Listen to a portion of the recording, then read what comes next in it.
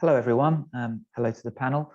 Welcome to the 2021 Corpus Christi College Virtual Open Day, and this is the Preparing for Interviews STEM subjects. I'm James Davis-Warner. I'm the School's Liaison Officer here at Corpus Christi, and I will be doing my best to chair this webinar. We've got a presentation by our admissions tutor here, Dr. Michael Sutherland. But before we get into that, I would just like it if the panel could introduce themselves. So if I start with, if I could go to start with Dr. Zhang, please. Hello everyone, my name is Dr. Jenny Zhang.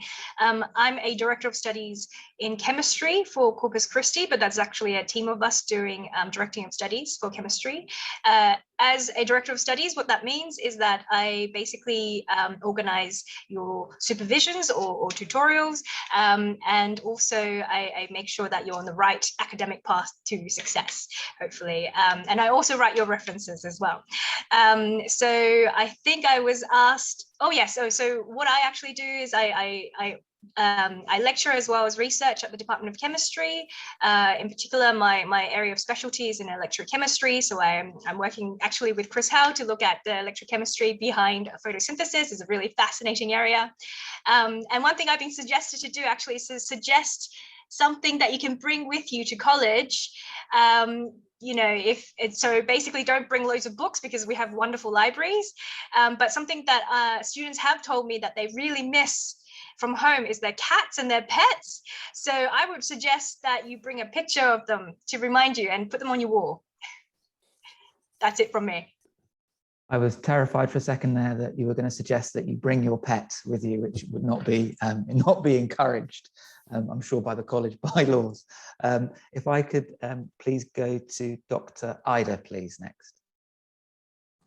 Yeah, hello, my name is Fumi Ida. I'm a fellow of Corpus Christi College in engineering. So my role is admission for the undergraduate students, and every year we do go through all the applications of undergrad students, admission, and then we do interviews every year. So my areas of expertise is mainly in robotics. So I build lots of different kind of robots, for very useful robots, for more futuristic robots, and more recently we work on the robots for agriculture processes, because our country is really struggling with the agricultural business and the processes, food supply chain, and so on. So we do a lot of research along this area. In college, we supervise engineering students and also chemical engineering students. My role is look the mechanics and mathematics and electrical engineering and so on. So you will see me when you join the college as a supervisor of your supervision processes. So one of the suggestions I would give to all the candidates is actually the interview process is very, very stressful for every student, but we are not here to torture you or interrogate you, but we really, really want to see you in a natural situation. So we're not really looking at you whether you're going to be really high performing or not. We really want to assess whether you fit to our community, our culture in the Corpus Christi. So the college is more like the family relationship rather than the typical teacher-student relationship. So we really, really want to figure out whether you fit into our community. So I really suggest you to bring whatever you make yourself comfortable, not stress too much, make yourself more natural, and remove your nerve and stress on the day of interview. So yeah, I think it could be different, I tend person to person, but I think that's what I would suggest. Right, that's all for now. Thank you. Thank you. If I could go to Professor Howell next, please. Hello, thank you. Yeah, so my name is Chris Howell, and I'm also a fellow in Corpus, and I'm the Director of Studies in Preclinical Medicine. We have separate directors of studies for clinical medicine, and we have a number of other fellows in the college who also teach the medics. And you've heard from Jenny and Femia what directors of studies do, so I won't repeat all that. In terms of teaching, I teach the medics their first year biochemistry, and I work in the biochemistry department. And as Jenny said, I work particularly on photosynthesis, which actually has some quite surprising medical implications, because, for example, the malaria parasite, Plasmodium, the organism that causes malaria, in evolutionary terms, comes from an algal lineage. Its closest relatives are actually algae. It doesn't photosynthesize any longer, but it's clearly of algal origin. So one of the most important pathogens in the world is actually an alga, which comes as a bit of a surprise to lots of people. Advice as to what to bring when you go to university anywhere. Most university towns have lots of good cafes and places where you can buy coffee, but it may take you a while to find the best places to get the best coffee. So my advice would be bring good supplies of your favorite coffee or tea or other infusion, and bring your favorite mug. And if you've got those, then you'll at least survive the first few days until you can find the best local places to get your coffee. That's very good advice. And then last but in no means least, we've got Dr. Sutherland. And also, if you just want to, after you've introduced yourself, if you just want to start your presentation, I think that'd be easiest. Great, thanks very much, James. So my name is Michael Sutherland. I'm a physicist here at Corpus Christi College. I do research in what's called correlated electron materials, but I'm also the college's admissions tutor. So I oversee the admissions process at Corpus Christi. And if I was to give one piece of advice, something to bring, I am Canadian, so you think I would be immune to cold, but I find January in Cambridge to be freezing. So bring a good jumper. I think that's something I would pack. So I'm going to now give a very brief presentation, perhaps about 15 minutes, just telling you a few things about Corpus Christi College, and then focusing on some specific tips for you in preparing for an interview in a science subject. I'm going to assume some familiarity with the admissions process. Hopefully you've had a chance to go to some of the talks put on by the university over the past few days. But this session is really going to focus on that important interview preparation. So I'm just going to share my screen now, and hopefully this will work, and hopefully you can all see this now. Right. Okay, good. All right. So you can see here a picture of our beautiful new court at Corpus, lit up in the night. A student took this picture, it's really fantastic. Now, if you want to learn a little bit more about the geography of the college, it is possible to visit in small groups, but also we run a really nice virtual tour, and there's a session after this which I encourage you to go and see. It's going to be a tour narrated by one of our undergraduates who will walk you through the various parts of the college and give you a sense of what Corpus looks like. So in terms of a college, we like to think of ourselves as kind of an old college, and we were one of the very first colleges founded in 1352. But we're very much, I think, forward looking and a college that has traditions, but is also modern in its community. We are one of the smaller colleges, so we have about 300 undergraduate students, but we have a fairly large number of postgraduate students. So these would be students doing masters and PhDs, about 200 of those, and around 55 fellows. So that's our community. We're very, very central. So we're located right in the heart of Cambridge, and students tend to like that because you're very close to lecture theatres, libraries, the shops, pubs, that kind of thing. And so that tends to make us quite a popular college. We have a really wonderful 24-hour student library, which was recently renovated, and that's open to students with a swipe card any time of the day for those late night problem essays and research, that kind of thing. And we have a very famous manuscript library called the Parker Library, which for scientists is perhaps not the main thing that attracts students, but we have some very early copies of Newton's Principia. If you're a physicist like me, those are wonderful to look at. And we have really great facilities for things like music, drama, and sports. So if you're interested in extracurricular activities, I think we're very well set up for that. One aspect about Corpus that I think is quite distinctive is we run something called the bridging course. And this is an opportunity for students who come from perhaps more educationally disadvantaged backgrounds to spend 3 weeks before the start of their university careers here at Corpus, getting some individualized one-on-one supervisions to bring them up to speed before they start university. This is, of course, all free. You can learn more about that on our website. So that's a few things about Corpus. Let me now talk more generally about admissions. I'm often asked, well, what is it that makes a student, somebody that's a good applicant for Cambridge? And I would kind of come up with a list as follows in terms of the attributes that we're looking for in successful applicants. So certainly we're looking for, especially on the sciences side, that ability to think logically, independently. We're looking for things like problem-solving abilities, critical thinking, analytical thinking.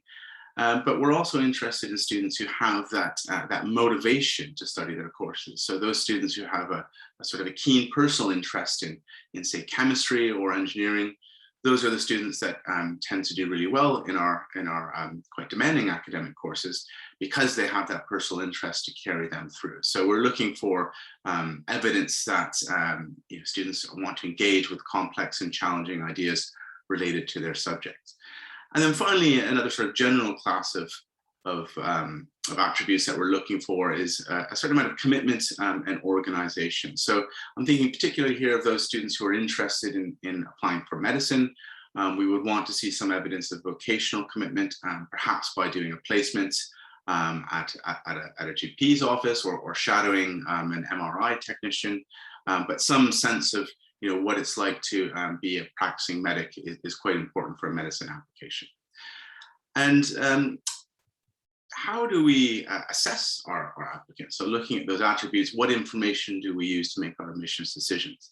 One thing I want to really emphasize is that all of our admissions decisions at Corpus and indeed every other Cambridge college are done in a holistic way. So we look at all the available information in front of us before we make a decision on admissions. And the sorts of things that we have at our fingertips via your UCAS application, we look at your academic records. So we look at how you've been doing, say, in your GCSEs. We look at predicted grades, so what your teachers think you're capable of achieving. We read all of your personal statements. So each and every one of those is read multiple times by various fellows in the subject. We look carefully at your teacher reference. So, what are your teachers saying about you? For the courses that you're probably interested in, so the science courses, most of the science courses will ask you to write an assessment, and that's often written before the interview process. So something like the BMAT, biomedical aptitude test, that's written end of October, early November. We have one for natural sciences, one for engineering. So we look at your performance on those. And then we look also at your performance in the interview. And we take all of this information together when we make that decision. And it's very rare that a candidate would excel in all of these categories. Of course, if they did, they'd be a very strong applicant. But a typical candidate, might have some strengths and weaknesses, and it's not necessary that you're outstanding in every single one of these categories. So an admissions decision might go as follows. We might have a candidate who has maybe slightly weak GCSEs. They did really well on, say, their BMAT or their engineering assessment. Their personal statement was quite strange, but that's fine. One interview went really, really well. One interview not so well. But on balance, weighing up all those things, we make that student an offer. So it's that kind of bespoke decision-making around each and every applicant. And we really want to understand you as an individual, your strengths and weaknesses. But as I said, this session is going to focus mainly on the last of these, which is the interview. So what can you expect in an interview? So the first thing to really note here is that these interviews are very much based on the supervisions that Jenny mentioned at the beginning. So much of the teaching in Cambridge is done in a small group environment, 1, 2, or 3 students and an academic in that subject. And we want to see if you are a good fit for that teaching style. So the sorts of things that might come up in an interview, we might ask you something that comes from your personal statement. So if you express a real interest in a particular aspect of engineering, we might ask you to discuss that interest. Certainly in almost every science subject, and particularly in things like physical natural sciences, mathematics, computer science, much of the interview is based on problem solving. So you'll be given a problem, which is usually fairly difficult, and then you'd be given tips and advice by the interviewer, and you'd work through that problem on a piece of paper together. We're often asking you to take skills and knowledge that you've learned as part of your A-levels or IB studies and apply them to new situations. So it's testing your kind of mastery of some of the skills that you've learned in an entirely new context. Sometimes in science interviews, you're given data to discuss and interpret. So there might be a plot or a graph that you'd be given by the interviewer, and you can think about this and come up with some hypothesis to explain the data. Sometimes I'm thinking of biology interviews, there might be a specimen to discuss. So you might be given a photograph of a plant or a beetle or something, and you have some discussion around that. But the general style of these interviews, it's not like a pub quiz or something, or a university challenge where we're looking for a bunch of detailed bits of knowledge. It's very much teaching you a particular concept, helping you work through a problem, and just seeing how you think on your feet and how you can take on board suggestions to come to a final answer. So let me give you a few pieces of advice for the interview in terms of preparation. So before you come to an interview, it's very important that you get the practical details sorted. You don't want to be nervous on the day and sort of worried about, which Zoom link do I have to use? The interviews this year will all be online as they were last year. You'll be given information by Corpus or whatever college you apply to well in advance. Make sure you know the practical details. Test out your technology, make sure your Wi-Fi works, because that can take quite a bit of the stress away on the day. It's good just to have a look through recent academic work. If you've been covering, I don't know, differentiation or integration in your mathematics class, just refresh yourself on that so you're up to date with what you've been learning. And in the particularly the courses like physical natural sciences, engineering, mathematics, computer science, practice problem solving. Get really good at problem solving, because that's going to form sort of 95% of your interview. I would also recommend going through your personal statement again, because you often write these at the beginning of the summer, and by the time it comes to interview in December, you may have forgotten everything you put in there. So just refresh yourself, particularly if you reference any books or anything like that. Make sure you can speak about it. And then if your school offers you the opportunity, I do recommend practicing, but I would kind of caution against over preparing. So you don't want to come to an interview just delivering a speech, because that's not what it's about. But if you have a chance to practice with a teacher, just talking through some problems, that can often take a little bit of the stress away. Okay, so that's in advance of the interviews. I think that you hear a lot of sort of rumors and myths about interviews online, not sort of 9%, that's not true. I think the best place to really get a sense of what an interview is like is look at some of the videos prepared either by the Central University or by one of the specific departments, or by one of the colleges. And I've got a few examples there. If you look at videos by, that's produced by one of the colleges or departments within Cambridge, they're going to give you a really good sense of what the interview looks like. And it's quite useful to watch a few of these in your subject and to see the dialogue between the interviewer and the applicant, just to get a sense of what actually takes place on the day.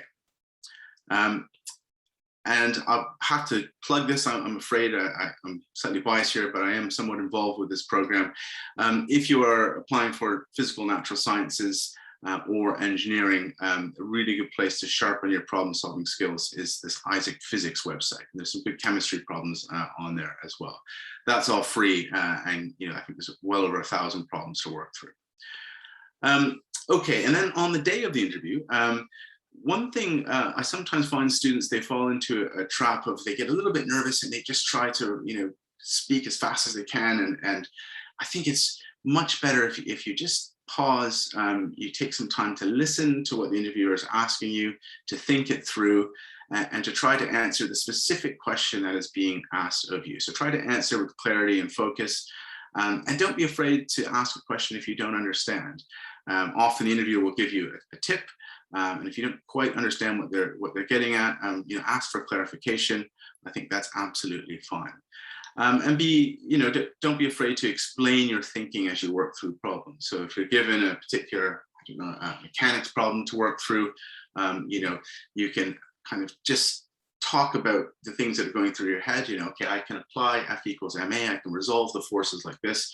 And this gives us a sense of how you're approaching a problem. It's much better than just kind of sitting there in silence while you work these things through.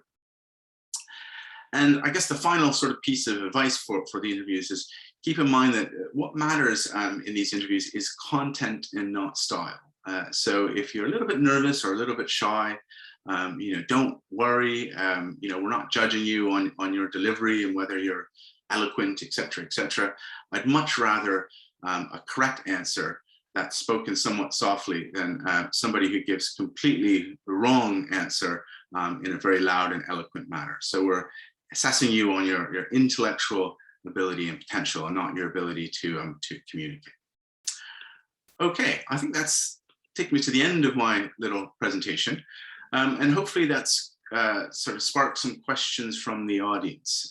So I think I'm going to turn it back over now to James, who can field some of those questions. Yeah, thank you very much, Michael.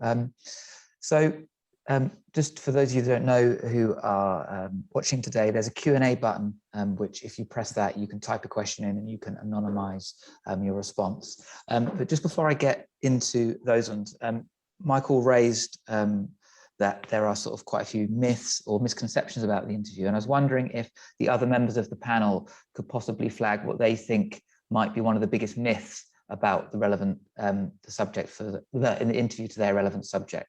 So if I could go to Professor Howell, please, first. I was hoping you'd ask me last to give me time to think.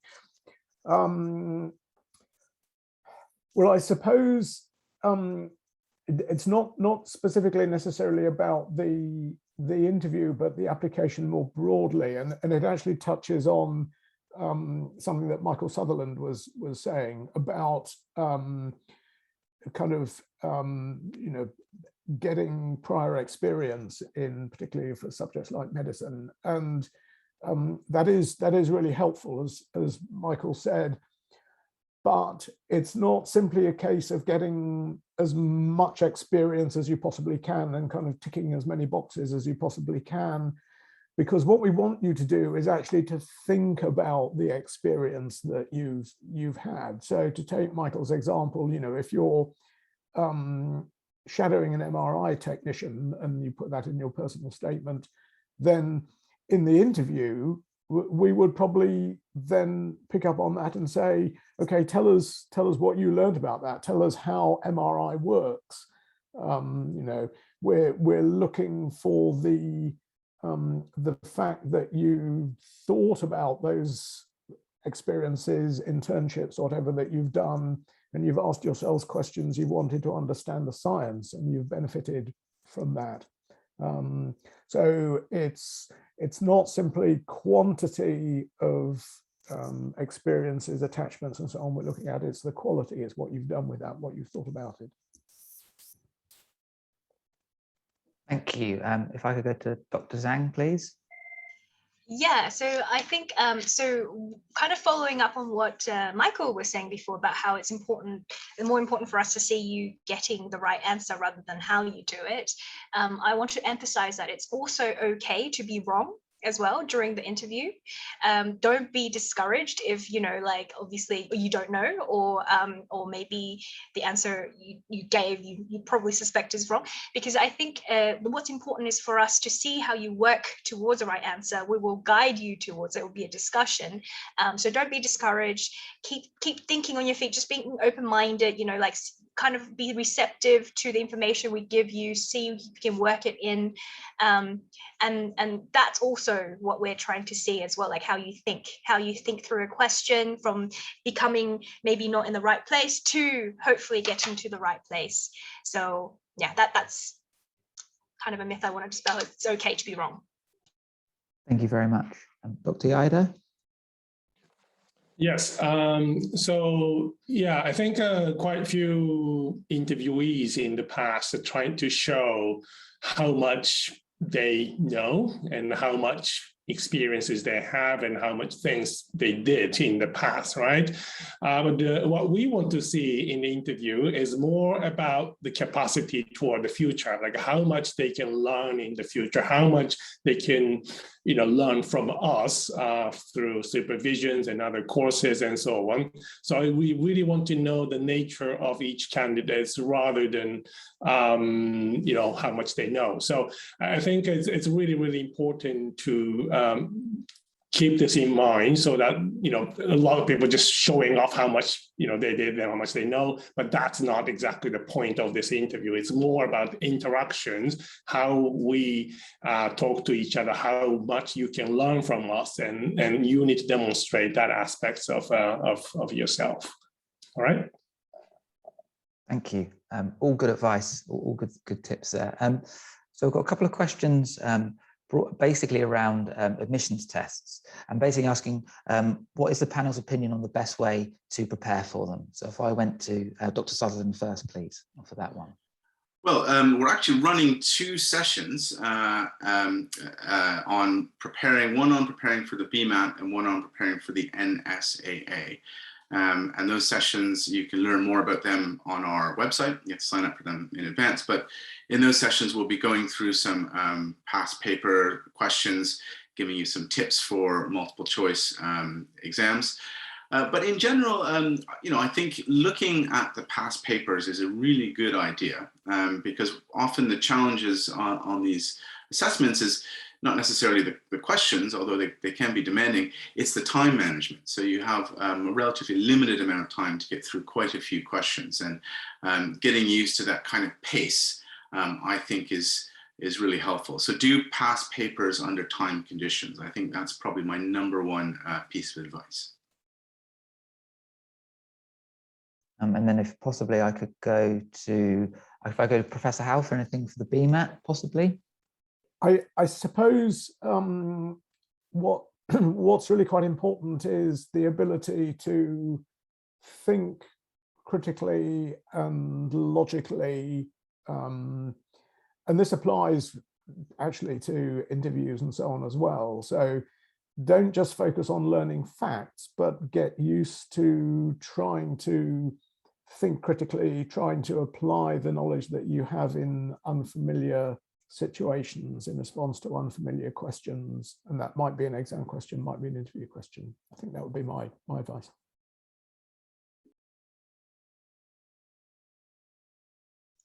I think you're muted, James. Either, I was going to say, just if either yourself or Dr. Ida had anything else you wanted to add about preparation for admissions assessments at all? Maybe I can just build quickly on what Chris said, which is, yes, definitely practice thinking critically, but also practice speaking it out loud, because I think, you know, like a lot of times we think of it, probably think about it in our heads, and maybe informally to your friends, but maybe if you can practice doing that in a formal setting and voicing your thoughts out loud and how you would think through a question, that would definitely make you more comfortable doing it on the day. So from my side, I can just add on what Michael said. The important thing is that the practicing past questions, but you know, you should remember that we spend a lot of time preparing these questions, and you know, trying to make a really good question so that you can learn from this question by solving. So just not trying to answer these questions for the sake of correct answers, but it's more like, why this question is asked and what you can learn from this question. I think these are the quite important aspects. You can actually go farther than just practicing past questions. Yeah, and I would also probably, although I appreciate that I'm not an expert in anything to do with STEM, but I would also encourage you that if you are going to do past papers, which I would recommend you do, then try to find somebody in your school, or even possibly someone possibly if you're applying for engineer, if you do know another engineer, get them to have a look at what you've done and also just help you work through it. Because obviously they are a challenge and they are supposed to be difficult. You should find them challenging. No one will find them easy. But if you are going wrong in a certain place, or you feel like you're really banging your head against a brick wall, definitely, don't suffer in silence. Use the resources available to you and find someone who can just help you work through some of those problems as well. So another question coming in. For someone who doesn't take maths, if they're applying for A-level maths, would they be expected to answer any questions from that specification at interview? Anyone want to volunteer an answer for that one? Go on then, Michael. I'm happy to answer that one. So A-level maths would be a requirement if you're applying for engineering, computer science, or physical natural sciences. It is not a requirement for biological natural sciences or medicine. And I think, well, Jenny, Fumi and I would all ask maths questions in our interviews, but maybe, Chris, it's rare that you would ask anything that's related to A-level mathematics, or certainly GCSE, I think, but maybe you can comment on that. I think that's right. We'd expect a reasonable level of mathematical ability, because some of the topics in some of the courses, require some fairly simple mathematical ability, enzyme calculations, rates of reactions, and that kind of thing. So we might look for that kind of knowledge, but nothing particularly sophisticated. I think also it's worth bearing in mind that when people are interviewed, they will be at different stages in different syllabuses for different courses as well. So even though you're taking, say, biology A-level, and we ask you a biology question, it's possible that it might be on a topic that you've not yet covered in that syllabus. You might be doing it in a couple of terms' time or something like that, and it's absolutely fine in an interview to say, well, we've not covered that topic yet in the course, but based on what I know at the moment, this is what I would think. So if it's a question that you're not familiar with, then use the information, the knowledge that you have to try to work out what the answer would be. Thank you. And then to follow up from that, to what extent should candidates prepare their revising sort of their A-level topics in general, particularly if they are in the middle of a gap year? So if they're post-qualifications? I might pick on Dr. Sutherland again to go first. Sorry, James, could you repeat that question? Yeah, so to what extent should candidates revise or review their A-level topics, especially if they're in the middle of a gap year, so if they're applying post-qualification? Yeah, so I think people who are applying post-qualification, I don't know about you, but if I spend a significant amount of time away from doing mathematics, you get a bit rusty. So I think it's quite useful to spend a bit of time ahead of the interview, just going back through your A-level content, again, making sure those problem-solving skills are sharp, remembering how to integrate and differentiate if you're doing mathematics. So don't show up to the interview completely cold, having not done any academic work for a year, because that will probably show in the interview. So I would recommend putting in some time revising your notes. Yeah, and I would also just say as well that, whatever supercurricular material you have engaged with, if you, for example, if you've mentioned something particular in your personal statement, then obviously you'll want to review that. And also just in general, I think, the sort of people that thrive in the Cambridge atmosphere or the Cambridge system will be the ones who are continuously engaging with their supercurricular material.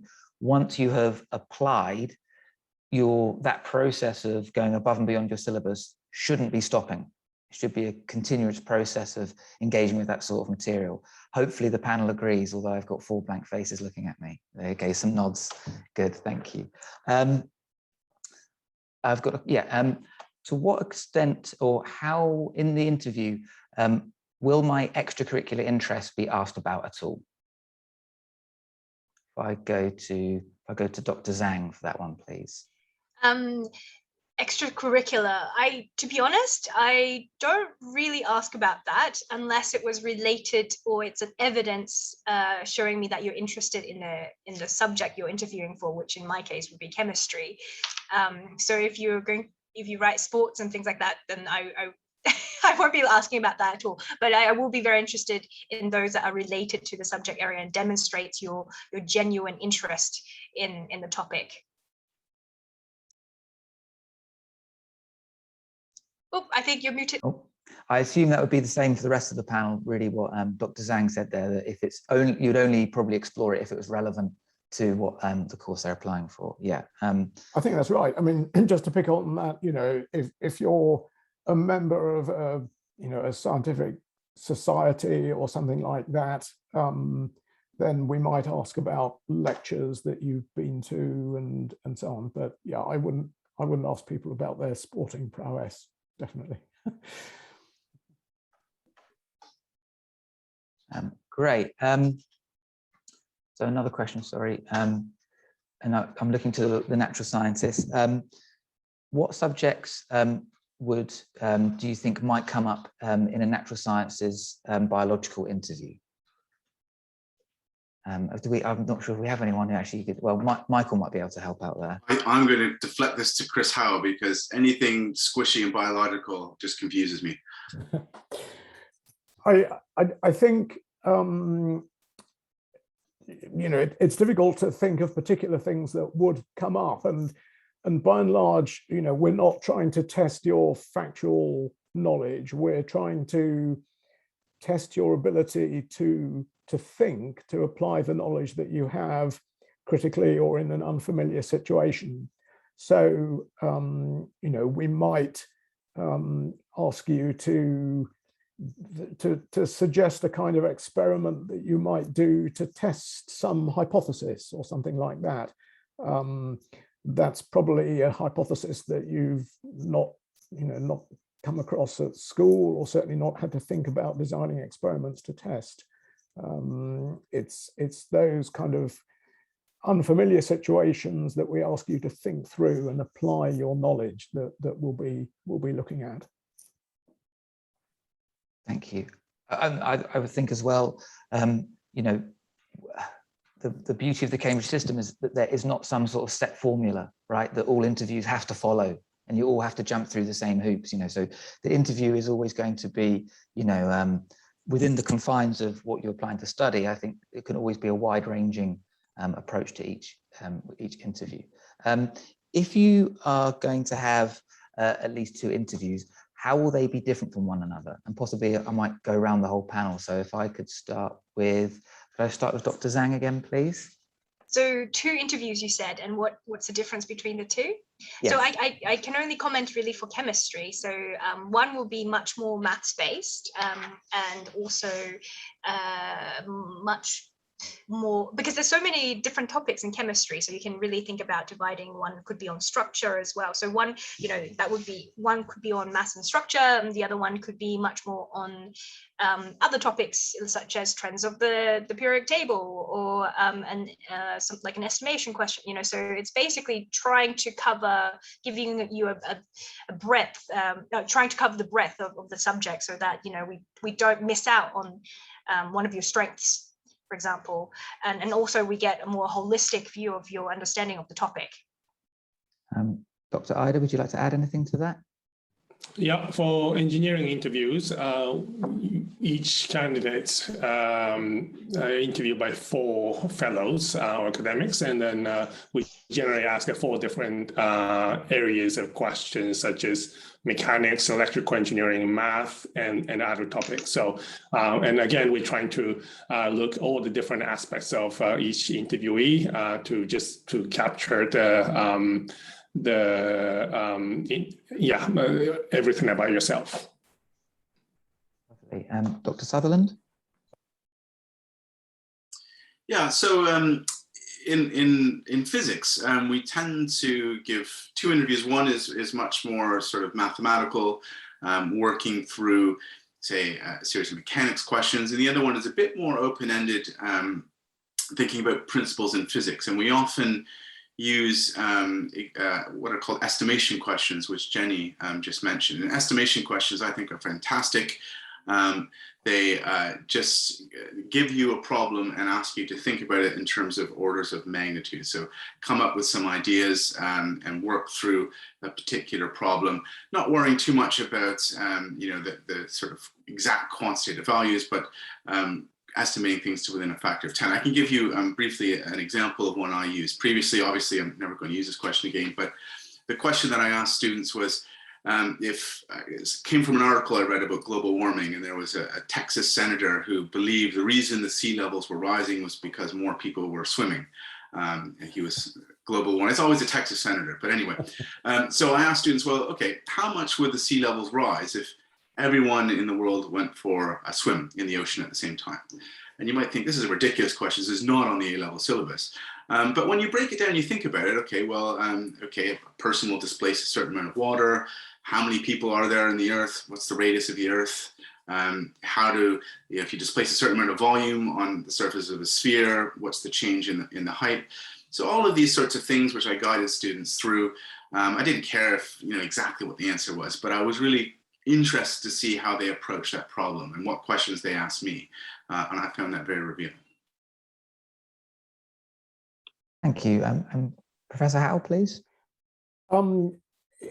It's probably the 2 interviews will cover different, or should cover different topics, but they'll both be quite academically oriented interviews. We usually have at least 2 people interviewing at any one time in each session. One will be usually a kind of basic scientist like me. The other one will actually be a clinician. So you might get a mixture of basic science questions and also questions that are trying to test your ability. Obviously, we realize that you're not clinicians, but to test your ability to kind of think through maybe a set of symptoms and use the knowledge that you might have to try to work out what's going on. So, slightly more clinical focus to those questions.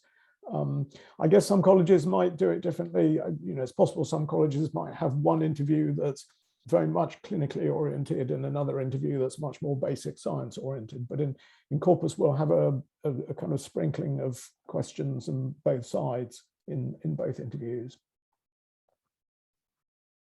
Lovely, thank you very much. I think now will probably be, there's still some unanswered questions, but what I would recommend, if we haven't answered your question, Ellie will put into the chat the email to the admissions team. So please feel free to send us a question on the email and we'll send you a reply later.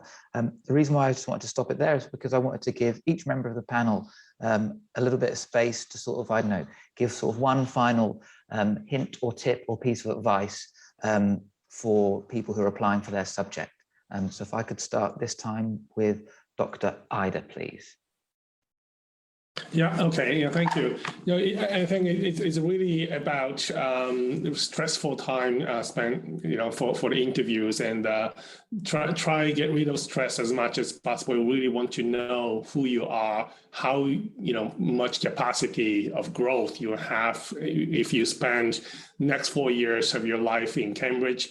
So we're really looking for someone we want to walk comfortably together. So try to be a nice person with us, not to be stressful, And I really, really want to work with you in a good time. And even if you're not managed to get into Cambridge, this is not the bad sign that we're trying to find the best future for you, and whether you're going to be a good fit with us is just one of the many pathways you can go through. So don't try to be don't be too stressful, and then just try to be yourself and enjoy your interview. I think that's the best message I can give you. All right, thank you.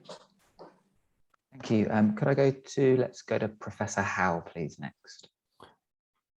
Thanks. I think for applications for medicine, I think a particularly important thing is to recognize the structure of the course at Cambridge, because in Cambridge we have a course that's differentiated into the preclinical course and then the clinical course. And the preclinical course is much more the basic science that underlies the clinical aspects of medicine.